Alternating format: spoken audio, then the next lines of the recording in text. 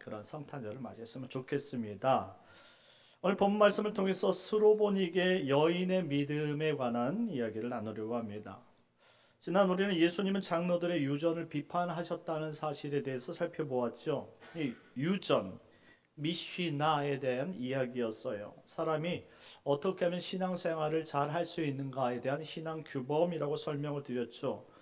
사람이 언제부턴가 이런 신앙 규범에 매여서 하나님의 본질적인 말씀을 지키는 것보다 형식에 더 치우치기 시작했다라는 거예요. 그래서 이 바리새인들은 오히려 예수님 말씀의 본질 대신 예수님 앞에 찾아와서 이거 잘못된 신앙 아니냐, 잘못된 믿음 아니냐 그렇게 책망하고 책을 잡으려고 했을 때에 예수님께서 그들 따끔하게 혼을 내셨죠. 어떻게 계명보다 너희들은 교훈, 미시나를 더 높이 칠 수가 있느냐? 오히려 계명을 더 잘 섬기기 위해서 이 교훈을 주었다면 하나님의 말씀에 집중했으면 좋겠다라는 것이죠. 그래서 오히려 하나님의 이 말씀보다 이 본질보다 사람의 계명과 그리고 교훈에 정말로 이 목매달면서 치우쳐서 하나님의 말씀을 제대로 살펴보거나 따르지 않는 이 바리새인들을 책망하시고 그들을 꾸짖었던 것입니다. 그리고 나서 이제 예수님은 자신이 거하시던 갈릴리 주변을 떠나서 오늘 본문에 언급되고 있는 두로와 시돈 지방, 한마디로 지금의 지중해 지역의 우측에 있는 소리아 땅에 터키 땅에 들어가게 됩니다. 자, 22절 말씀 다 같이 한번 읽어보겠습니다. 시작. 가난한 여자 하나가 그 지경에서 나와서 소리질러 이르되 주 다윗의 자손이여 나를 불쌍히 여기소서 내 딸이 흉악하게 귀신 들렸나이다. 아멘. 오늘 본문에는 이 본문을 통해서 두 가지 특이점을 좀 이야기하고 있습니다. 첫째는 지금 이방 여인을 가나안 여인 하나라고 이야기를 하고 있고, 둘째는 이 가나안 여인이 예수님을 이미 알고 있다라는 사실에 포커스를 두고 있는 것이죠. 자, 가나안 여인. 원래 마태복음은 유대인들을 위해 기록되어졌습니다.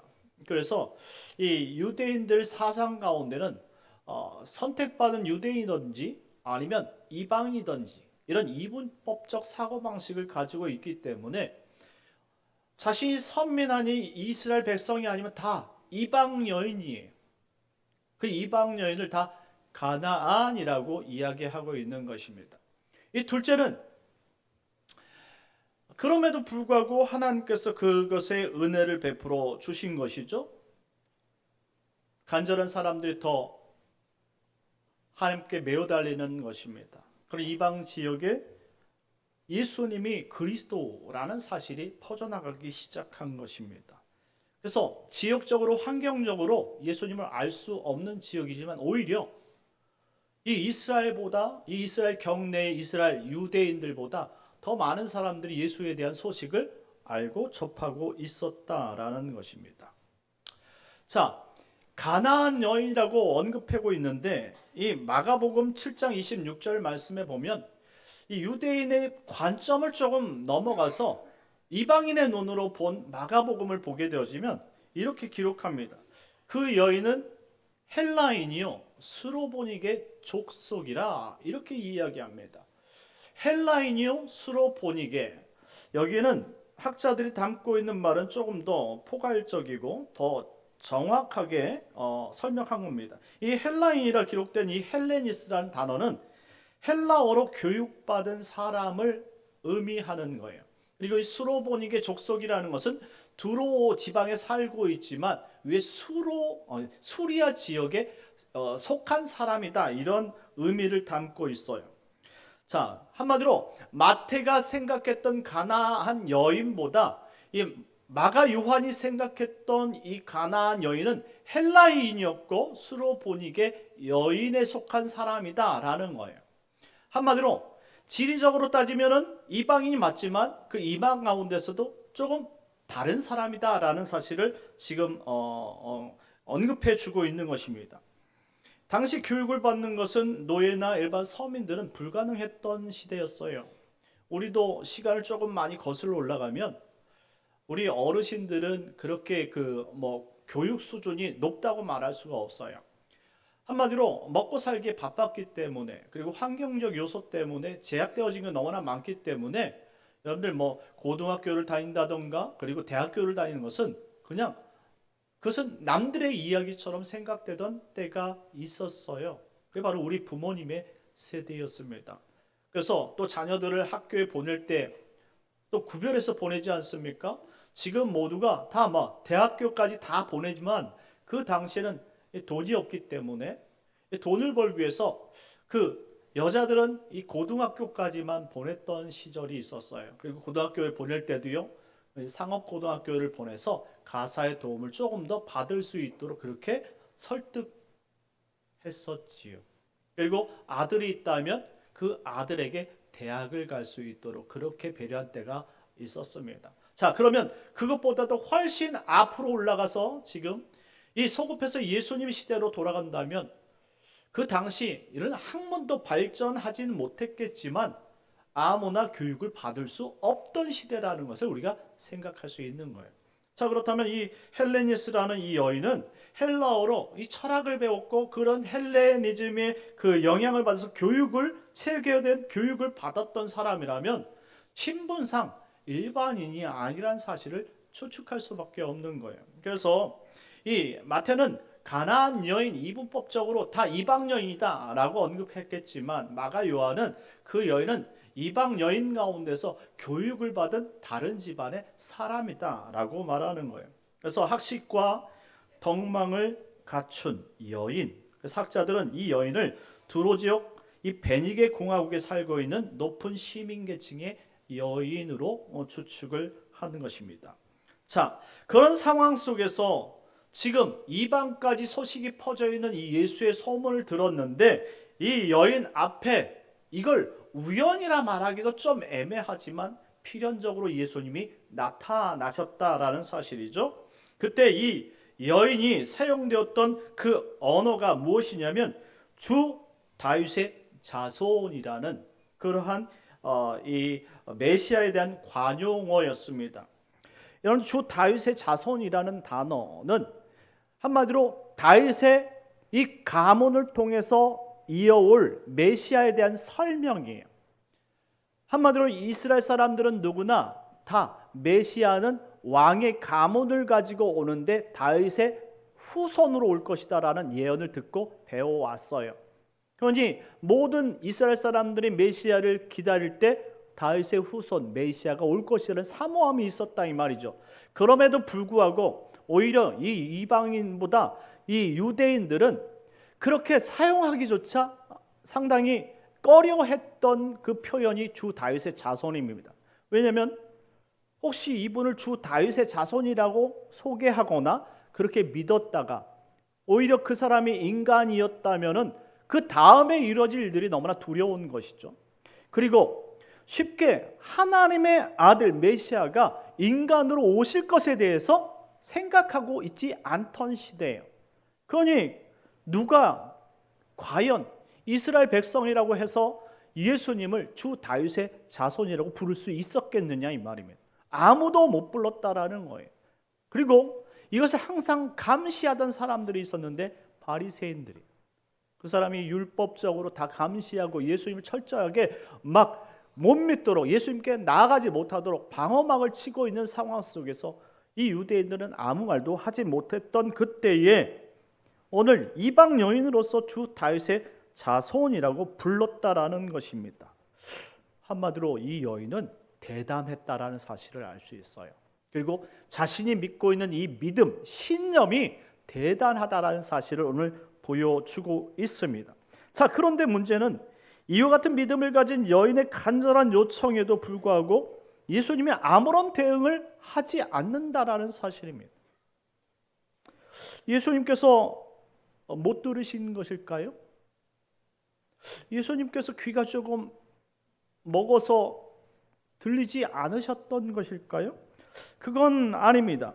우리가 읽었던 22절 본문에 기록된 이 가나안 여자 하나가 예수님을 보고 그 지경에서 나와 소리 질렀다라고 표현하고 있던 이 문장이 문법적으로 계속적 용법으로 사용되어지고 있다라는 거예요. 한마디로 계속적으로 예수님을 따라다니면서 뒤돌아보시기까지, 자신을 쳐다봐 주기까지, 그래 왜 왔니? 라고 답변해 줄 때까지 뒤에서 주 다윗의 자손이여 라고 소리를 질렀다 이 말입니다. 그러니 남들도 듣고 있었고 제자도 듣고 있었고 예수님도 듣고 있었다라는 표현인 것이죠. 그렇다면 이 여인이 예수님을 따르며 간절하게 부르짖은 이유가 무엇일까요? 사랑하는 자신의 딸이 귀신 들렸기 때문이라는 거예요. 두로 지역에서 충분히 살아갈 수 있고 덕망 있는 위치의 여인이에요. 예수님을 따를 필요가 전혀 없습니다. 그럼에도 불구하고 오늘 예수님의 나타나심에 그것이 너무나 반갑고 기뻐서 정말 예수님을 졸졸 따라다니면서 주 다윗의 자손이요 라고 외치면서 자신을 계속 쳐다봐 달라기를 그렇게 간절히 원하고 있는 이 안타까움, 바로 자신의 딸 때문에 그렇다라는 것이죠. 한마디로 이 자신의 딸이 주님을 찾을 수밖에 없는 상황의 연결고리가 됐다라는 것이죠. 우리가 신앙생활 하는데 대부분 시작이 어떻게 시작이 됐냐면 잘 돼서 예수 믿는 사람이 별로 없더라고요.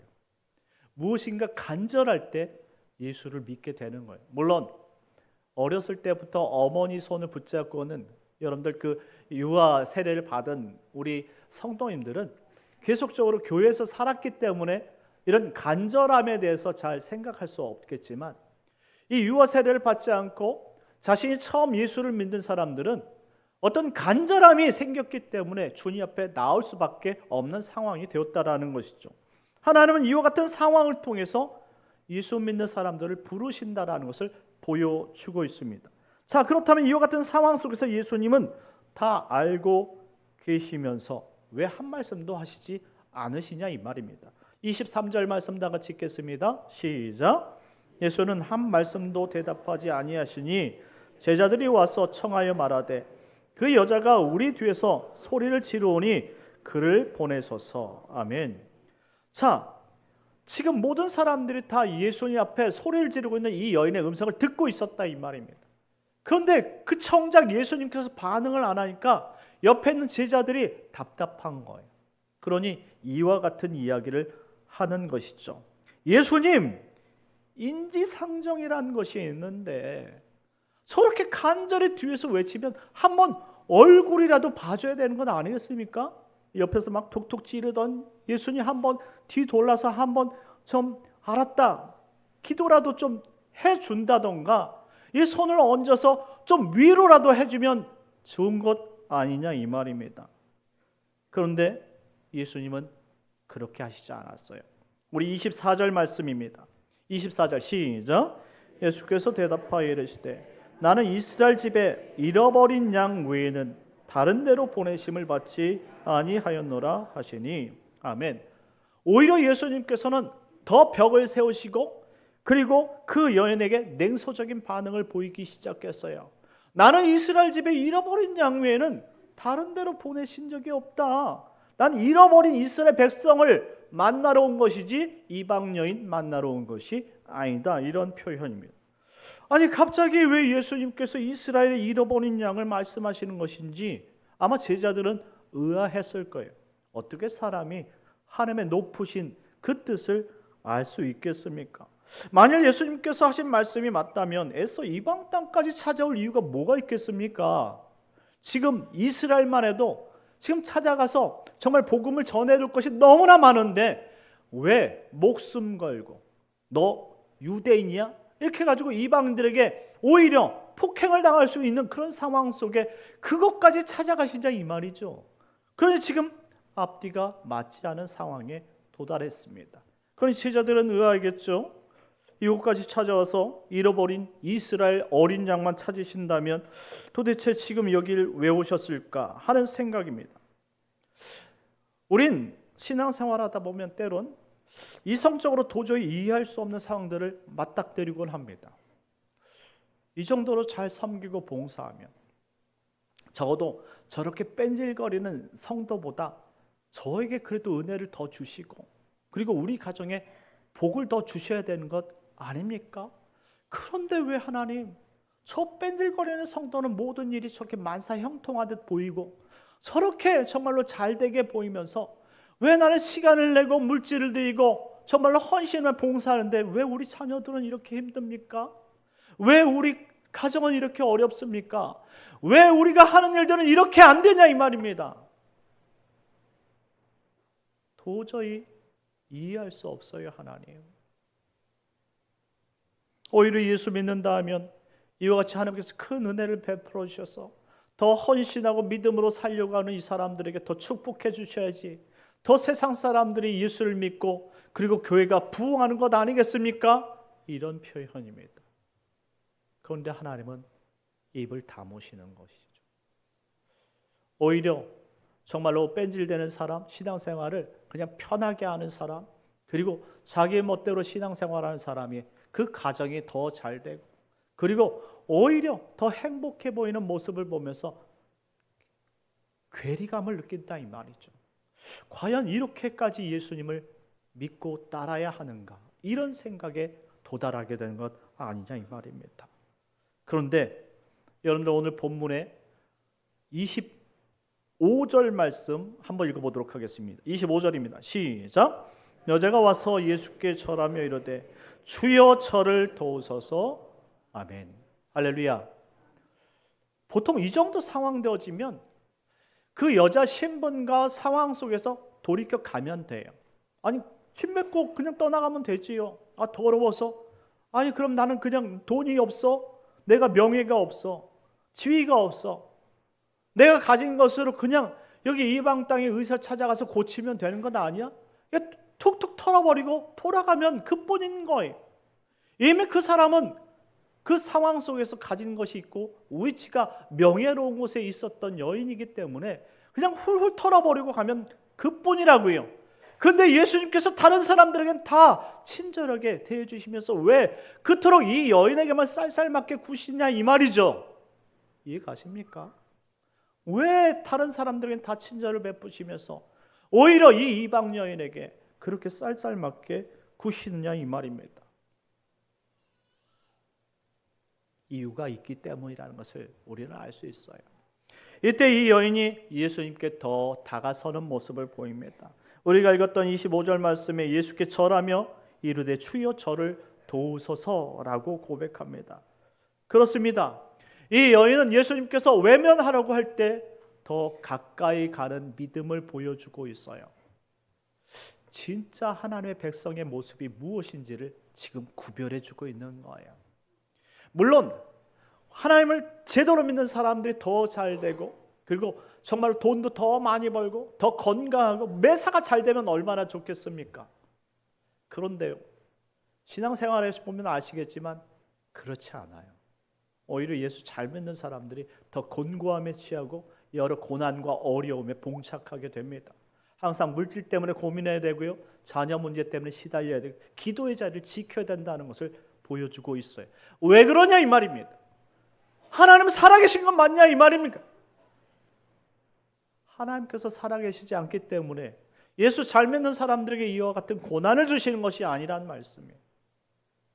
오늘 예수님께서 뭐라고 말씀하셨습니까? 본인은 이스라엘의 잃어버린 양을 찾기 위해 오셨다라고 말씀하고 있습니다. 잃어버린 양들, 하나님께서 찾으시는 그 백성들은 부귀 영화를 따라 살아가는 사람이 아니란 말이에요. 자신의 환경과 자신의 의시에서 그것을 만족하면서 그것 때문에 살아가는 사람이 아니란 말이에요. 오히려 힘들지만 어렵지만 그것 때문이라도 더 주님 앞에 메어 달리고 세상이 주는 기쁨과 그런 환경이 아닌 오직 하나님이 주신 기쁨을 바라보면서 이것을 따라가는 것을 즐거움으로 여기는 것을 믿음이라고 설명하는 것입니다. 예수님은 스로보니게 여인에게 말씀하십니다. 26절 말씀 다 같이 읽겠습니다. 시작. 대답하여 이르시되 자녀의 떡을 취하여 개들에게 던짐이 마땅하지 아니하니라. 아멘. 자녀들의 떡을 취하여 개들에게 던짐이 마땅하지 않다는 말씀은 생명의 말씀은 이방인들에게 주어지는 것이 아니란 설명이에요. 오직 택한 하나님의 백성에게만 주어지는 특권이다라고 설명합니다. 이걸 바로 스로보니게 여인은 깨달은 거예요. 우리가 같이 함께 예배하면서 주일날 같이 하나님 앞에 예배하면서 예수님 그리스도시요 살아계신 하나님이다, 아들이다 라고 고백을 하지만 정작 우리가 예수님에 대한 우리 바른 인식을 하고 살고 있는지는 우리 삶 속에서 보면 안다 이 말이죠. 진짜 하나님을 섬기는 사람들은 묵묵히 자신의 주어진 환경 속에서 주님을 따라가길 원하는 삶이죠. 그러니 세상의 허영이나 세상의 배경이나 세상의 위상 같은 걸 따지지 않는다 이 말입니다. 오늘 스로보니게 여인은 자신의 위치가 세상에서 높고 그리고 환경적으로 잘 살고 우월한 사람일 수 있었어요. 하지만 오늘 이와 같은 취급을 받으면서까지 오늘 주님 앞에 더 절하며 무릎 꿇는 이유가 있다 이 말이죠. 그것이 바로 믿음의 원리라는 것입니다.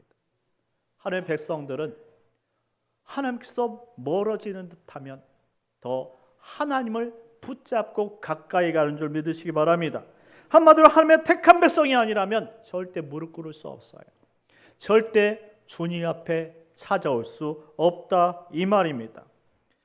자, 여인은 이렇게 고백합니다. 27절 말씀입니다. 27절 시작. 여자가 이르되 주여 올소이다마는 개들도 주인의 상에서 떨어지는 부스러기를 먹나이다 하니. 아멘. 예수님께서 지금 외면하려는 이 여인에게 이 여인은 이와 같은 고백으로 예수님을 붙들고 있는 거예요. 예수님은 잃어버린 양 외에는 찾지 않겠다라고 선언하셨지만 그 여인은 잃어버린 양이 이와 같은 개와 같은 신분일지라도 가능하다면 내가 당당히 주님의 말씀을 쫓겠습니다. 제가 이와 같은 환경 속을 다 버리고서라도 하나님을 쫓아가겠습니다 라는 믿음의 고백이라는 것이죠. 예수님은 이와 같은 고백을 그 여인에게 바라셨던 거예요. 그는 상황상 예수를 믿을 수 있는 환경이 아니에요. 지역상 하나님을 섬기는 그런 나라도 아니고요. 민족상 하나님을 따르고 율법을 따르는 민족도 아니란 말입니다. 그럼에도 불구하고 하나님을 따른다는 것은 세상과 차별된 삶을 살아야 되고 무시당하는 삶을 살아야 된다라는 말이에요. 우리가 지금 상황 속에서 예수 믿는 형편대로 예수 믿을 수 있는 상황은 아니에요. 이제 대한민국이 21세기 너무나 풍요로운 세상을 살고 있지 않습니까? 그럼에도 불구하고 우리가 이 모든 것을 다 버리고 욕을 먹고서라도 차별을 당한다고 할지라도 주님을 따를 수 있는 상황은 이미 지났다 이 말입니다. 하지만 이런 차별과 역경 이런 상황 속에서 그것을 다 버리고서라도 주님을 따를 수 있는 믿음이 너에게 있느냐? 이런 표현인 것이죠. 이때 이 여인이 고백한 거예요. 주여 올소이다마는 개들도 주인의 상에서 떨어지는 부스러기를 먹고 사는 것입니다.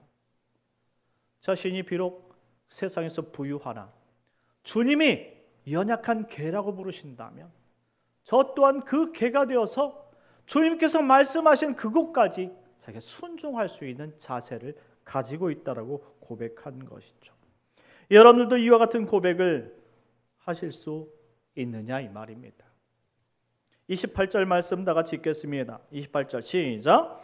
이에 예수께서 대답하여 이르시되 여자여 내 믿음이 크도다 내 소원대로 되리라 하시니 그때로부터 그의 딸이 나으니라. 아멘.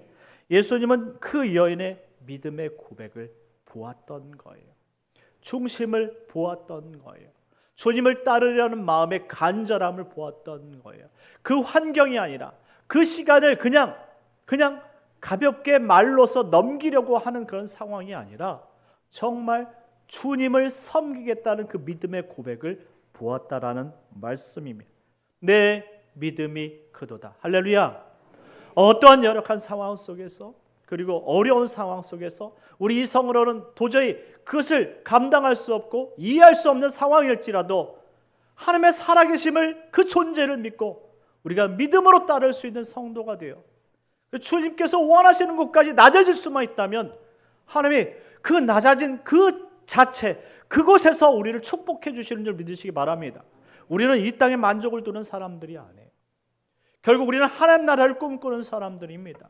결국 이스라엘 백성들이 광야를 지날 때 가나안에 들어갔던 것처럼 이 가나안에 들어가기 위해서는 광야란 모든 곳에서 나의 허울은 다 버려져야 된다는 이 말이에요.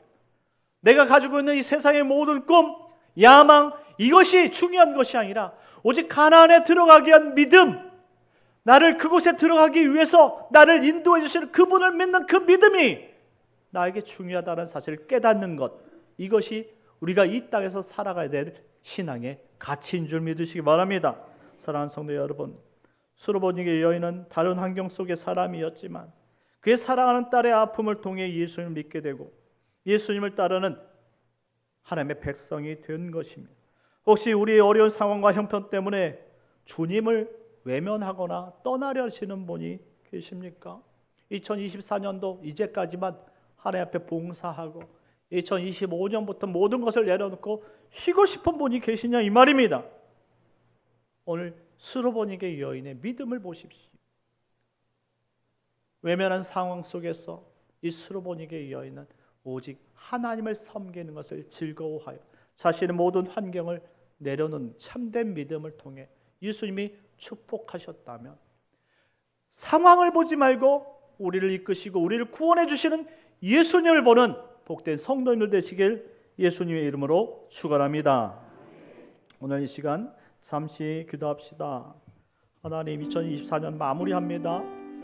상황 속에서 다른 사람과 비교하면서 하나님이 없는 것처럼 나도 세상 속에 나가기를 원하고 또 세상에 주는 기쁨을 쫓기를 원해서 모든 것들을 다 내려놓으려고 생각했던 사람들이 있다면 오늘 우리를 구원으로 인도하시는 오직 하나님만 바라보는 그런 믿음을 갖게 해 주옵소서.